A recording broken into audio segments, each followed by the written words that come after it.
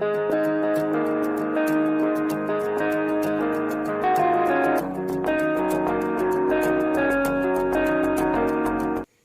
കൂട്ടുകാരെ, എല്ലാവർക്കും എന്റെ പുതിയൊരു വീഡിയോയിലേക്ക് സ്വാഗതം. ഇന്നത്തെ എന്റെ വീഡിയോ എന്താണെന്നറിയോ? ഒരു നമ്പർ ചാർട്ടാണ്. നല്ല അടിപൊളി, നല്ല തമാശയുള്ള ഒരു നമ്പർ ചാർട്ട്.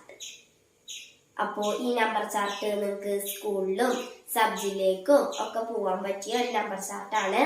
നന്നായി പ്രസന്റും കൂടി ചെയ്താൽ നിങ്ങൾക്ക് എന്തായാലും ഫസ്റ്റ് കിട്ടും. അപ്പൊ പ്രസന്റേഷന് നല്ല മാർക്ക് ഉണ്ട് കേട്ടോ. അപ്പൊ ഇതാണ് എന്റെ നമ്പർ ചാർട്ട്. എന്റെ നമ്പർ ചാർട്ടിന്റെ പേരെന്താണ്? ആലിപ്പഴ സംഖ്യകൾ.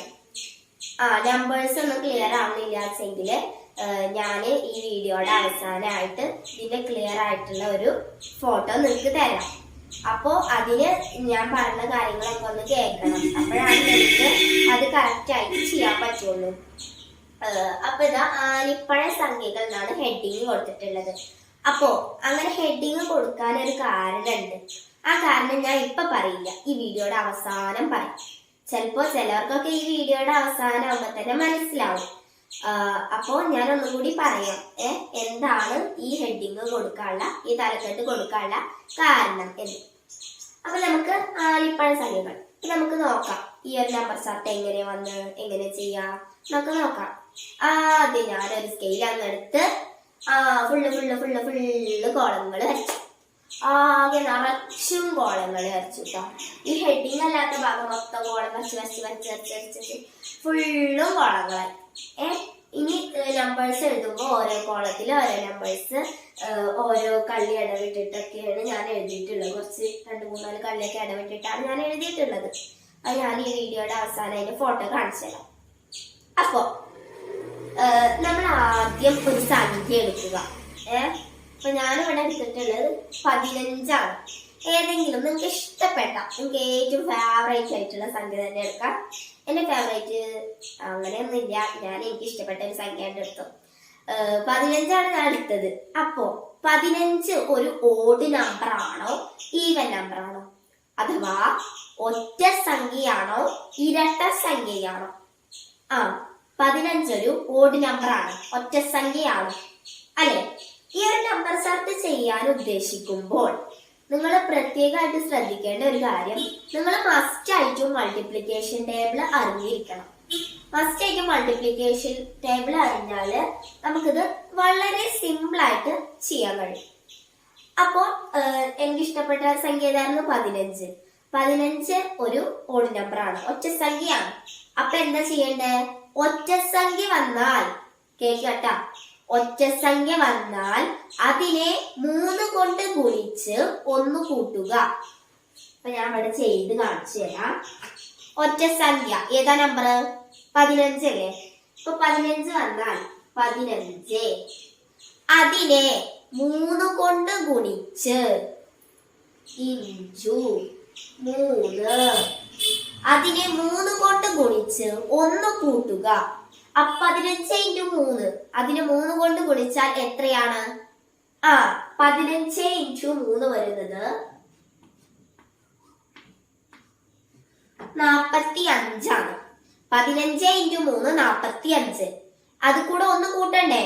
അപ്പോ 45 പ്ലസ് 1 ഈസ് ഈക്വൽ ടു 46. ഈ 15 ഇൻറ്റു 3 ചെയ്യണമെങ്കിൽ നമുക്ക് എന്തറിയണം? മൾട്ടിപ്ലിക്കേഷൻ ടേബിൾ അറിയണം. അതിനാണ് ഞാൻ മൾട്ടിപ്ലിക്കേഷൻ ടേബിള് പഠിക്കാൻ പറഞ്ഞത്. അപ്പൊ 15 into 3 is equal to 45. 45 plus 1 is equal to 46. അപ്പൊ നമ്മൾ പിന്നെ എഴുതേണ്ടത് എന്താ? പിന്നെ ഏത് സംഖ്യയാണ് എഴുതേണ്ടത്? 46 ആണ് എഴുതേണ്ടത് കേട്ടാ. മനസ്സിലായില്ലേ? അതാ 46. അപ്പൊ 46 കിട്ടിയപ്പോ അപ്പൊ ഇതെല്ലാവർക്കും മനസ്സിലായില്ലേ? Into 3 plus 1. അപ്പോ നമുക്ക് 46 ആണ് കിട്ടിയിട്ടുള്ളത്. 46 കിട്ടിയാൽ നമ്മൾ എന്ത് ചെയ്യേണ്ടത്? 46 ഒരു ഓഡ് നമ്പർ ആണോ ഈവൻ നമ്പർ ആണോ? ഒറ്റ സംഖ്യയാണോ ഇരട്ട സംഖ്യയാണോ? 46 എന്ന് പറയുന്നത് ഒരു ഇരട്ട സംഖ്യയാണ്, ഈവൻ നമ്പർ ആണ്. അപ്പോ അത് ഇരട്ട സംഖ്യ ആവുമ്പോ നേരത്തെ ഒറ്റ സംഖ്യയാണ് 3 കൊണ്ട് ഗുണിച്ച് 1 കൂട്ടുക. ഇരട്ടസംഖ്യ ആവുമ്പോൾ നമ്മൾ എന്താണ് ചെയ്യേണ്ടത്? ഇരട്ടസംഖ്യ ആവുമ്പോൾ നമ്മൾ അതിന്റെ നേർപകുതി കാണും. ഇരട്ടസംഖ്യക്ക് നേർപകുതി കാണാൻ പറ്റും. കാരണം ഇരട്ടസംഖ്യക്ക് നേർപകുതി ഉണ്ട്. ഒറ്റസംഖ്യ ആവുമ്പോൾ നമുക്ക് നേർപകുതി കാണാൻ പറ്റില്ല. അതുകൊണ്ടാണ് ഒറ്റസംഖ്യയെ 3 കൊണ്ട് ഗുണിച്ച് 1 കൂട്ടലും ഇരട്ടസംഖ്യയെ നേർപകുതി കാണലും ആക്കിയത്. അപ്പോ ഇരട്ടസംഖ്യയാണ് ഇപ്പൊ കിട്ടിയത് 46. അതിന്റെ നേർപകുതി കാണുമ്പോൾ 23 ആണ് കിട്ടുക. 23 എന്ന് പറയുന്നത് ഈ odd number even number odd number ഒറ്റ സംഖ്യയാണ് 23. അപ്പൊ 23 നമ്മൾ എന്താണ് ചെയ്യേണ്ടത്? 23 into 3 23 into 3 is equal to 23 into 3 അങ്ങനെയാണ് ചെയ്യുക. 23 ഇൻറ്റു 3 എന്ന് പറയുന്നത് 69 ആണ്. അപ്പൊ നമ്മൾ എന്താ ചെയ്യാം? 69 പ്ലസ് 1 ഈസിക്കൽ ടു 70. 70 ആണ് നമ്മൾക്ക് കിട്ടിയ ആൻസർ. 70 ഇവിടെ എഴുതി. 70 ഒരു ഈവൻ നമ്പർ ആയതിനാൽ പകുതി കാണാൻ പറ്റി. 35 ഓഡ് നമ്പർ ആണ്. 35 into 3 plus 1 106. 106 even number. Even number ആവുമ്പോൾ പകുതി 53. 53 ഒരു ഓഡ് നമ്പർ ആണ്. 53 into 1 53 into 3 plus 1 53 into 3 plus 1 എത്രയാണ്? 160. അതൊരു ഈവൻ നമ്പർ. പകുതി കാണുക. പകുതി 80. അതൊരു ഈവൻ നമ്പർ. അതിന്റെയും പകുതി 40. അതൊരു ഈവൻ നമ്പർ. അതിന്റെയും പകുതി 20. അതൊരു ഈവൻ നമ്പർ. അതിന്റെയും പകുതി 10. അതൊരു ഈവൻ നമ്പർ. 10ന്റെ പകുതി 5. അതൊരു ഓഡ് നമ്പർ. 5 into 3 plus 1 16. 16 ഒരു ഈവൻ നമ്പർ. അപ്പൊ പകുതി കണ്ടു 8. 8 ഒരു ഈവൻ നമ്പർ. പകുതി കണ്ടു 4. 4 ഒരു ഈവൻ നമ്പർ. പകുതി കണ്ടു 2.